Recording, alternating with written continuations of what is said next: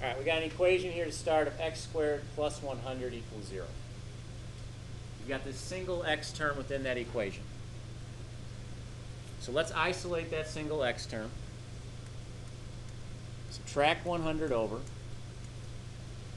And now let's take the square root of each side. You take the square root of each side. Well, square root of x squared gives me x. That's why I'm taking the square root here. Since I'm solving an equation, I'm taking a square root. There's going to be this plus or minus aspect. And then I need to think about what this root really means. What this root really means is I have the square root of -1 times 100, right? Where if I took the square root and applied it to that -1, we now understand that the square root of -1 is I. So I could take an I out. But can you also take the square root of 100? Sure, it's 10. So normally this step right here, normally I don't write that step out. Usually what I understand is, okay, if there's a negative here, I know I'm going to poke an I out of this root. There's going to be an I in the answer. So you take the I out, you eliminate that negative, and then you take the square root of whatever's left over. In this case, 100's left over. You take that square root, you get 10. So answer on this one, x equals plus or minus 10i.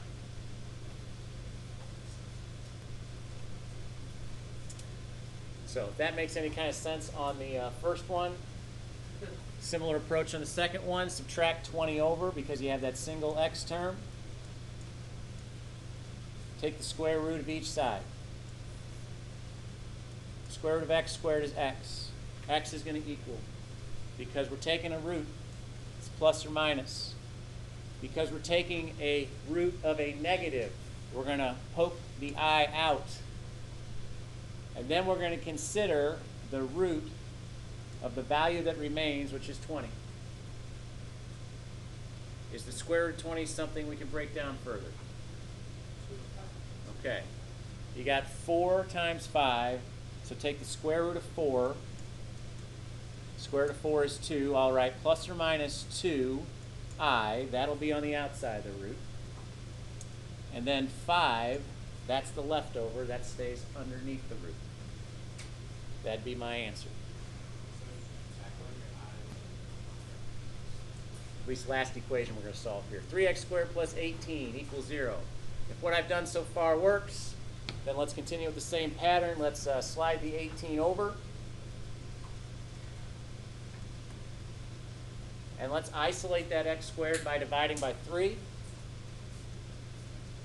So that's going to be x squared equal to -6. Take your square root at this point. All right, so x is going to equal. Taking the square root, you got plus or minus.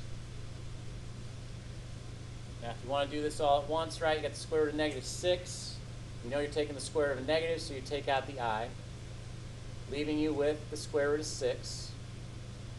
The square root of 6 is not something you can break down further, so you're done. That's your answer for x. So yeah, part A doesn't get much easier than that. Take the square root of 64. Square root of 64 is 8. That's it.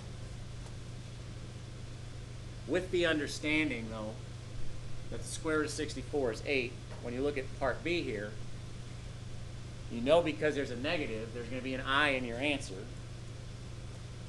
And then you'd be taking the square root of 64, which is 8, so your answer is just 8i.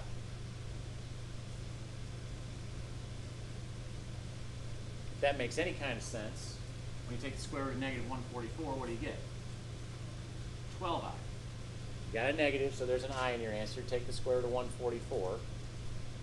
So yeah, it's just going to be 12i. Now, you get down to part D here. Guess it gets a little more complicated, right? But if you have the square root of the negative, take the I out. Consider what the square root of 72 is. Consider how you're going to break that down. If you find the largest perfect square that goes into 72, what is that, by the way? Largest perfect square. 36, good. 36 goes in 2 times. So take the square root of 36, get 6. Got an I out there already. 2 is left over, so that stays under the root. 6i root 2, that is the square root of negative 72. Part E, take the square root of negative 24. Got a negative, so the I pops out. Got the square root of 24 left. Largest perfect square that goes into 24 is 4. So take the square root of 4, which is 2. That goes in front with the I. 4 went into 24 6 times, so 6 is left over under the root. A lot of rationalizing practice here. Okay, on part F, got the square root of a fraction, square root of a quotient. So because I see the negative in there, I'm going to take the I out. Then I'm going to recognize when I'm taking the square root of a fraction, I'm taking the square root of the numerator, I'm taking the square root of the denominator. Here that's pretty easy, isn't it? Got the square root of 36, 6. Got the square root of 121, 11. I'll take that I, I'll shift that to the m. So 6/11 I would be the answer there to F.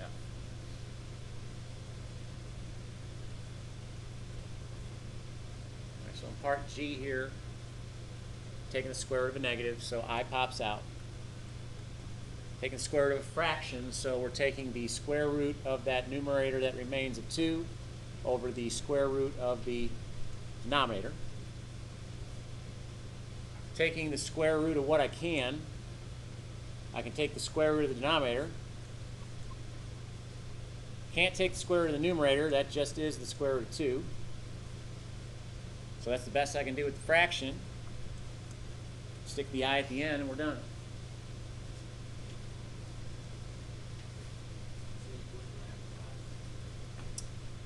Wouldn't have to rationalize here since your root is in the numerator. Now, where we will need to rationalize will be here on H.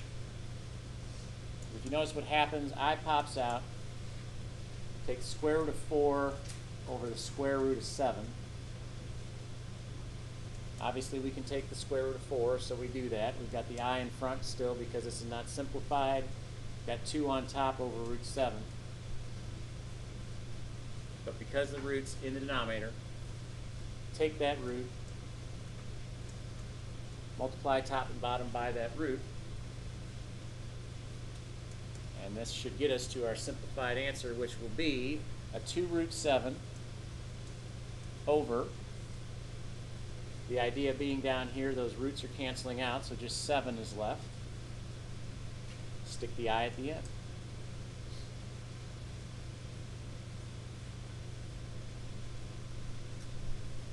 All right, last one, I. Makes sense to end with I here. Okay, you got the negative in front. That negative is just coming along for the ride. You're taking the square root of the negative in here, so you're taking an I out, meaning we've got negative I to start, square root of 5 on top, square root of 8 on the bottom. There's a couple of ways you could proceed from here. One is you could go ahead and simplify this root a little bit. You could make that 2 root 2. Or since you're going to have to do this anyway at some point, you can multiply the top and the bottom by root 8, which is the preferred method, I think. So that's what I'm going to do. Okay, what that's going to equal, well, since I haven't simplified all the way, I'll leave the I in front. It'd be negative I in front. Got square root of 5 times 8, square root of 40 on top, over roots canceling on the bottom, so just 8 on the bottom. Now let's break down that square root of 40. We're still in the simplifying step, so negative I is in front. If you break down that square root of 40, let's see, that's going to be what? 4 times 10, right? So square root of 4 being 2. 2 pops out. 10 remains under the root. 8's on the bottom. As we consider simplifying any more, if there is a value in front of this root that shares a common factor with your denominator, we should divide that out. So if we divide 2 into each of these, 2 in here would be 1, 2 in here would be 4. So that leads us to our answer. Our answer would be, I'm going to keep the negative in front. This is a 1 root 10 on top, so just root 10. Got 4 on the bottom. Now I'm going to shift that I to the end.